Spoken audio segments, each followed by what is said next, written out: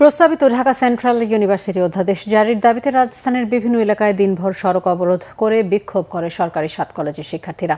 সকাল থেকে ছোট ছোট মিছিল নিয়ে এসব পয়েন্টে জড়ো হয়ে অবরোধ কর্মসূচি শুরু করে তারা। এতে রাজধানীর ওইসব এলাকা ও সংশ্লিষ্ট সড়কে বন্ধ হয়ে যায় যান চলাচল।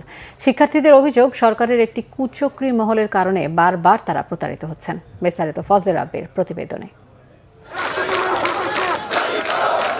শিক্ষার্থীদের স্লোগানে উত্তাল রাজধানীর সায়েন্স ল্যাব মোড়। পূর্ব ঘোষণা অনুযায়ী দুপুর 12টার কিছু পর প্রস্তাবিত ঢাকা সেন্ট্রাল ইউনিভার্সিটি অধ্যাদেশ জারির দাবিতে একে একে সায়েন্স ল্যাব মোড়ে জড়ো হতে থাকে ঢাকা কলেজ, ইডেন কলেজ ও তিতুমির কলেজের শিক্ষার্থীরা। শিক্ষার্থীদের অভিযোগ, সরকারের ভেতর একটি কুচক্রী মহলের কারণে বারবার পিছিয়ে যাচ্ছে অধ্যাদেশ জারির কার্যক্রম। দ্রুততম সময়ের মধ্যে বিশ্ববিদ্যালয় অধ্যাদেশ জারি না হলে কঠোর আন্দোলনের হুঁশিয়ারি দেন তারা।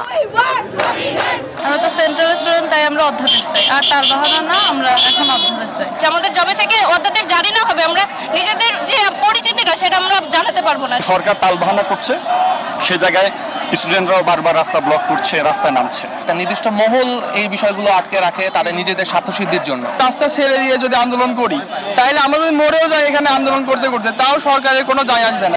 পরিস্থিতি নিয়ন্ত্রণে সকাল থেকেই সতর্ক অবস্থায় ছিল আইন শৃঙ্খলা বাহিনী। রাস্তা ছেড়ে শিক্ষা প্রতিষ্ঠানে ফিরে যেতে শিক্ষার্থীদের অনুরোধ জানান তারা।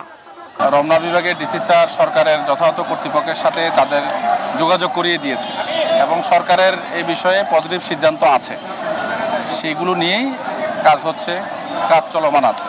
তো তাদের একটু আমার মনে হয় ধৈর্য ধারণ করলে এটা তারাও উপকৃত হবে। এখন যে ভোগান্তি হচ্ছে সে ভোগান্তি থেকেও মানুষ রক্ষা পাবে। আমরা তাদেরকে বোঝানোর চেষ্টা করছি সকাল থেকে এবং বলার চেষ্টা করছি যে দুর্ভোগ তৈরি না করেও তাদের দাবি দেওয়ার বিষয়ে তারা কথা যাতে আলোচনা চালিয়ে যায়। এদিন শিক্ষার্থীদের সড়ক অবরোধের কারণে সায়েন্স ল্যাব ও এর আশপাশের এলাকায় ব্যাপক যানজট সৃষ্টি হয়। কোথাও কোথাও বন্ধ হয়ে যায় যান চলাচল। দূর দূরান্ত থেকে পায়ে হেঁটে গন্তব্যে পৌঁছাতে হয় অনেককে। টঙ্গী থেকে আপনার হচ্ছে নিউ মার্কেট যাব, নেমে গেছে হচ্ছে আপনার এই যে আসাদ গেটের সামনে, এই বস্তা নিয়ে পড়ে যাচ্ছি।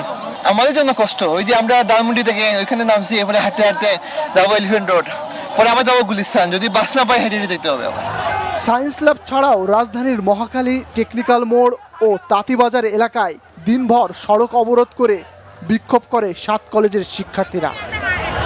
ফজলে রাব্বি, বাংলা ভিশন, ঢাকা।